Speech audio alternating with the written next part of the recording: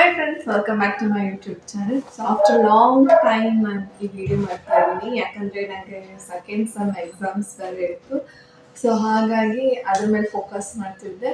ಮತ್ತು ನಮ್ಮ second some exams ಕೂಡ ನಮಗೆ ಗ್ಯಾಪ್ ಇಲ್ದಿರೋ ಎಕ್ಸಾಮ್ಸ್ ಇತ್ತು. ಬರೀ ಒನ್ ಸ್ಪೆಷಲೈಸೇಷನ್ ಮಾತ್ರ 4 ಡೇಸ್ ಹಾಲಿಡೇಸ್ ಇತ್ತು. ಸೊ ಹಾಗಾಗಿ ಸ್ವಲ್ಪ ಬ್ಯುಸಿ ಆಗಿದ್ದೆ, ಬ್ಲಾಗ್ ಮಾಡೋಕ್ಕಾಗಿಲ್ಲ. ಸೊ ಇವಾಗ ಟೈಮ್ ಇತ್ತು. ಇವಾಗ ನನ್ನ ಇಂಟರ್ನ್ಶಿಪ್ ನಡೀತಿದೆ, 2 months ಇಂಟರ್ನ್ಶಿಪ್.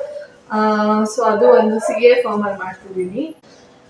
ಸೊ ಇವತ್ತು ವ್ಲಾಗ್ ಏನಕ್ಕೆ ಮಾಡ್ತಿದ್ದೀನಿ ಅಂದರೆ, ಸ್ವಲ್ಪ ಜನ ಕಮೆಂಟ್ಸ್ ಮಾಡಿದ್ರು PGCET ಬಗ್ಗೆ ಸ್ವಲ್ಪ ಹೇಳಿ ಅಂತ. ಸೊ ಹಾಗಾಗಿ ಅದ್ರ ಬಗ್ಗೆ ಮಾಡೋಣ ಅಂತ ಮಾಡ್ತಿದ್ದೀನಿ. ಸೊ ನಿಮಗೂ ಹೆಲ್ಪ್ ಆಗುತ್ತೆ, ಮತ್ತು ಯಾರ್ಯಾರು MBA ಜಾಯ್ನ್ ಆಗಬೇಕು ಅಂತಿದ್ದೀರೋ ಸೊ ಅವ್ರಿಗೂ ಕ್ಲಾರಿಟಿ ಸಿಗುತ್ತೆ. ಸೊ ನನಗೆ ಗೊತ್ತಿರೋ ಪ್ರಕಾರ ಸ್ವಲ್ಪ ಜನ ಕೇಳಿರೋದು ಬಂದು ನಮ್ಮ ಯೂನಿವರ್ಸಿಟಿ ಬಗ್ಗೆ. ಸೊ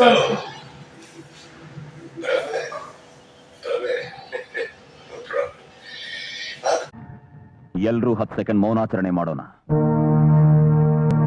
ಸೊ ನಂದು CMR ಯೂನಿವರ್ಸಿಟಿ. ನಾನು ಕೂಡ ನಿಮ್ಮ ಹಾಗೆ PGCET ಬರೆದು ಜಾಯ್ನ್ ಆಗಿರೋದು.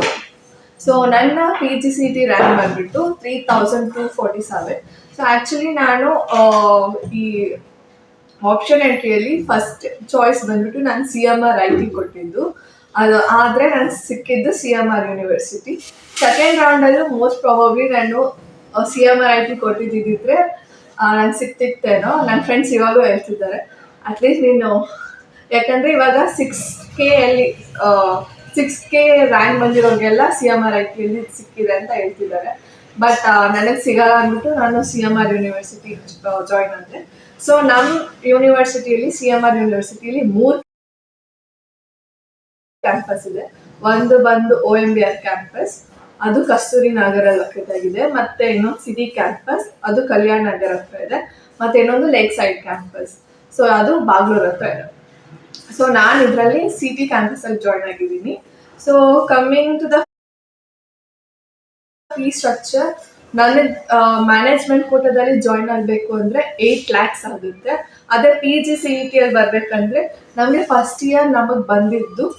ಸೊ ನಾನು ಕಟ್ಟಿದ್ದು KEಗೆ 69,310 ಮತ್ತು ಕಾಲೇಜ್ಗೆ 58,760. ಅದೇ ನಾನು ಸೆಕೆಂಡ್ ಇಯರು 1,27,310 ಕಟ್ಟಬೇಕಾಗುತ್ತೆ. ಬಟ್ ಇವಾಗ ಜಾಯ್ನ್ ಆಗ್ತಿರೋರು MBA ಅವ್ರಿಗೆ ಮೋಸ್ಟ್ ಪ್ರಾಬಬ್ಲಿ 1 lakh ಇನ್ಕ್ರೀಸ್ ಆಗುತ್ತೆ. ಯಾಕಂದರೆ ನಮ್ಮ ಸೀನಿಯರ್ಸ್ ಅವ್ರಿಗೆ 6 lakhs ಇತ್ತು ಮ್ಯಾನೇಜ್ಮೆಂಟ್ ಕೋಟಾ. ಸೊ ಇವಾಗ ನಮ್ಮ ಫ್ರೆಂಡ್ಸ್ ಬಂದಿರೋರು ಮ್ಯಾನೇಜ್ಮೆಂಟ್ ಕೋಟಾ ಬಂದಿರೋದ್ರಿಂದ ಅವರು 8 lakhs ಕಟ್ಟಿದ್ದಾರೆ. ಸೊ ಮೋಸ್ಟ್ ಪ್ರಾಬಬ್ಲಿ ಇನ್ನೂ 1 lakh or 2 lakh ಇನ್ಕ್ರೀಸ್ ಆಗುತ್ತೆ ಇವಾಗ ಜಾಯ್ನ್ ಆಗಬೇಕು ಅಂದರೆ. ಮತ್ತು ಕಮಿಂಗ್ ಟು ದ ಪ್ಲೇಸ್ಮೆಂಟ್ಸ್ ಏನಂದರೆ, ನಾನು ಈ ಡಿಜಿಟಲ್ ಪ್ಲಾಟ್ಫಾರ್ಮ್ನಲ್ಲಿ ಸೋಷಿಯಲ್ ಮೀಡಿಯಾದಲ್ಲಿ ನಾನು ಯಾವುದೇ ರೀತಿ ನೆಗೆಟಿವ್ ಕೊಡೋಕ್ಕಾಗಲ್ಲ. ಸೊ ನಮ್ಮ ಕಾಲೇಜ್ ಅಂತ ಅಲ್ಲ, ಯಾವ ಕಾಲೇಜಲ್ಲೂ ನಾನು ಕಾಲೇಜ್ ಬಗ್ಗೆನೂ ನಾನು ನೆಗೆಟಿವ್ ಕೊಡೋಕ್ಕಾಗಲ್ಲ. ಸೊ ಪ್ಲೇಸ್ಮೆಂಟ್ಸ್ ಹೆಂಗಂದರೆ not so good, not so bad. So ನಮ್ಮ ಪ್ಲೇಸ್ಮೆಂಟ್ ಕೋಆರ್ಡಿನೇಟರ್ಸನ್ನು ಟ್ರೈ ಮಾಡ್ತಿದ್ದಾರೆ ನಮಗೆ ಒಳ್ಳೆ ಪ್ಲೇಸ್ಮೆಂಟ್ಸ್ ಕೊಡೋಕ್ಕೆ, 100% ಪ್ಲೇಸ್ಮೆಂಟ್ ಕೊಡೋಕ್ಕೆ. ಸೊ ಹಾಗಾಗಿ ಅದ್ರ ಇನ್ನೊಂದು ಪ್ಲೇಸ್ಮೆಂಟ್ಸ್ ಏನಂದರೆ, ನಮ್ಮ ಸೀನಿಯರ್ಸ್ ಅವ್ರಿಗೆ ಇದು ಬ್ಯಾಂಕ್ ರಿಲೇಟೆಡ್, ಫಿನಾನ್ಸ್ ರಿಲೇಟೆಡ್ ಎಲ್ಲ ಕರೆಸ್ತಿದ್ದಾರೆ. ಸೊ ಅವರು ಟ್ರೈ ಮಾಡ್ತಿದ್ದಾರೆ. ಸೊ ನೆಕ್ಸ್ಟ್ ಇನ್ನೊಂದು ಏನಂದರೆ, ನಮ್ಮ ಕಾಲೇಜಲ್ಲಿ ಫೆಸ್ಟು ಈವೆಂಟ್ಸ್ ಎಲ್ಲ ನಮ್ಮ ಕ್ಯಾಂಪಸಲ್ಲಿ ನಡೆಯಲ್ಲ. ಬಟ್ OMBR ಮತ್ತು ಬ್ಯಾಂಗ್ಳೂರ್ ಕಡೆ ಜಾಸ್ತಿ ನಡೆಯುತ್ತೆ. ಯಾಕಂದರೆ ನಮ್ಮದು ಎಲ್ಲ ಕಾಲೇಜಲ್ಲೂ ಒಂದು ಬೆನಿಫಿಟ್ಸ್ ಇದ್ದರೆ ಇನ್ನೊಂದು ಡ್ರಾಬ್ಯಾಕ್ಸ್ ಇದ್ದೇ ಇರುತ್ತೆ. ಸೊ ಹಾಗಾಗಿ ನಮ್ಮ ಕಾಲೇಜಲ್ಲಿ ಡ್ರಾಬ್ಯಾಕ್ ಏನಂದರೆ, ನಮ್ಮ ಕ್ಯಾಂಪಸ್ ಚಿಕ್ಕದು.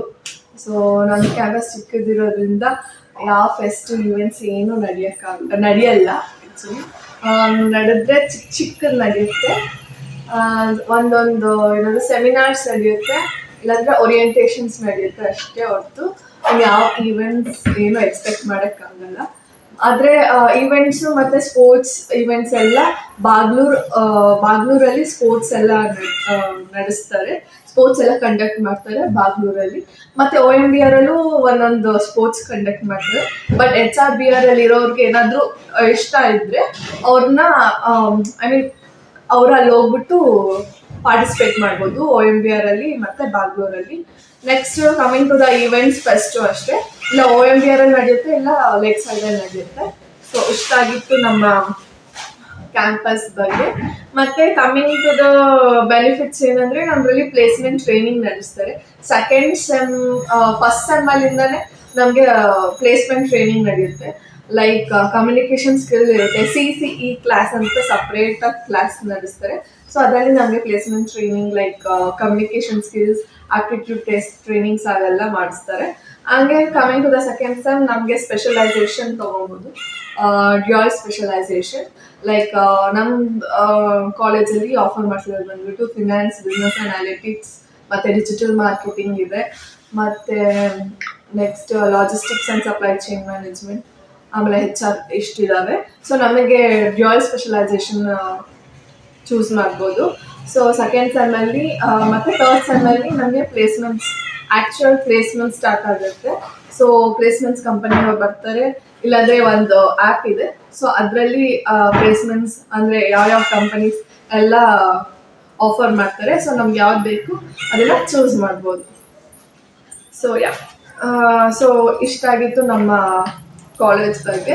ಸೊ ಇನ್ನೂ ಏನಾದರೂ ನಮ್ಮ ಕ್ಯಾಂಪಸ್ ಬಗ್ಗೆ ನಿಮ್ಗೆ ಡೌಟ್ ಇದ್ದರೆ ಕಮೆಂಟ್ ಸೆಕ್ಷನಲ್ಲಿ ಹಾಕಿ, ನಾನು ರಿಪ್ಲೈ ಮಾಡ್ತೀನಿ. Next coming to the best colleges. So ನಾನು ಅಷ್ಟೇ CMR ಯೂನಿವರ್ಸಿಟಿಗೆ ಜಾಯ್ನ್ ಆಗಬೇಕಾದ್ರೆ ತುಂಬ ಏನದು ರಿಸರ್ಚ್ ಮಾಡಿದ್ದೆ, ಯಾವ ಕಾಲೇಜಸ್ ಬೆಸ್ಟ್ ಕಾಲೇಜಸ್ ಇಲ್ಲ ಪ್ಲೇಸ್ಮೆಂಟ್ಸಿಗೆ ಯಾವುದು ಚೆನ್ನಾಗಿರುತ್ತೆ ಅಂತ. ಮತ್ತು ತುಂಬ ಜನ ಹತ್ರ ಕೇಳು ಇದ್ದೆ, ನನ್ನ ಫ್ರೆಂಡ್ಸು, ನನ್ನ ಸೀನಿಯರ್ಸು, ನನ್ನ ಕಸಿನ್ಸ್ ಅವ್ರ ಹತ್ರ ಯಾವ ಕಾಲೇಜ್ ಚೆನ್ನಾಗಿದೆ, ಯಾವುದು ಬೆಟರ್ ಇದೆ, ಮತ್ತು ಯಾವುದು ಒಳ್ಳೆ ಪ್ಲೇಸ್ಮೆಂಟ್ಸ್ ಕೊಡುತ್ತೆ ಕಾಲೇಜಸ್ಸಿಂದ ಅಂತ. ಸೊ ನನಗೆ ಸ್ವಲ್ಪ ನಾನು ರಿಸರ್ಚ್ ಮಾಡಿಬಿಟ್ಟು ನಾನು ಇಟ್ಕೊಂಡಿರೋದಂದರೆ ದಯಾನಂದ ಸಾಗರ್ ಯೂನಿವರ್ಸಿಟಿ, ಅದೊಂದು ಚೆನ್ನಾಗಿದೆ. ಮತ್ತು RV college of engineering, next Christ university, ಮತ್ತು BMSIT. ಈ ಸ್ವಲ್ಪ ಕಾಲೇಜಸಲ್ಲಿ ನನ್ನ ಫ್ರೆಂಡ್ಸ್ ಕೂಡ ಓದ್ತಿದ್ದಾರೆ. ಸೊ ಅವ್ರಿಗೆ ಕೇಳಿದ ತಕ್ಷಣ ಅವ್ರು ಹೇಳಿದ್ರು ಈ MBA ಚೆನ್ನಾಗಿರುತ್ತೆ ಇಂತಿಂಥ ಕಾಲೇಜಸ್ಸಿಗೆ ಅಂತ.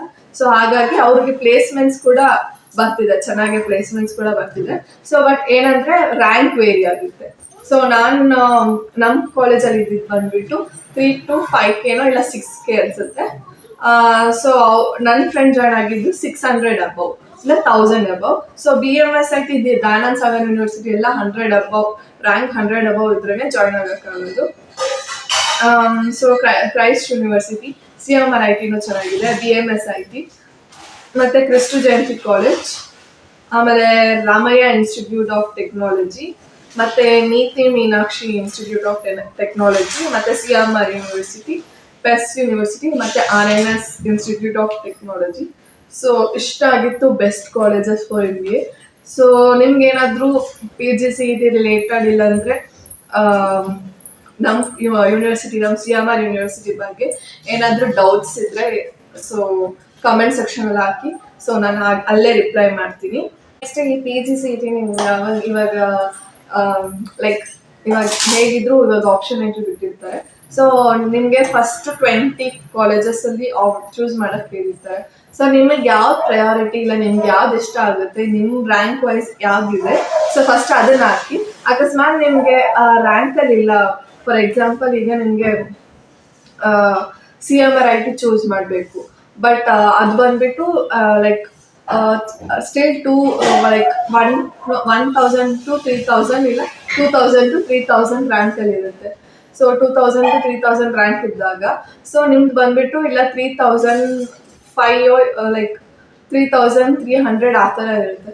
ಸೊ ಹಾಗಾಗಿ ನೀವು ಅದನ್ನು ಫಸ್ಟ್ ಆಪ್ಷನಲ್ಲಿ ಕೊಟ್ಬಿಟ್ಟು ಸೆಕೆಂಡ್ ಆಪ್ಷನ್ ಬೇರೆದು ಕೊಟ್ಟರೆ ನಿಮಗೆ ಚಾನ್ಸಸ್ ಇದೆ. ಯಾಕಂದರೆ ಸ್ವಲ್ಪ ಜನ ಡ್ರಾಬ್ಯಾಕ್ ಮಾಡಿರ್ತಾರೆ, ಸ್ವಲ್ಪ ಜನ ಕ್ಯಾನ್ಸಲ್ ಮಾಡಿರ್ತಾರೆ ಕಾಲೇಜಸ್, ಇಲ್ಲ ಮ್ಯಾನೇಜ್ಮೆಂಟ್ ಕೋಟಾದಲ್ಲಿ ಹೋಗಬೇಕು ಅಂತ ಇರ್ತಾರೆ.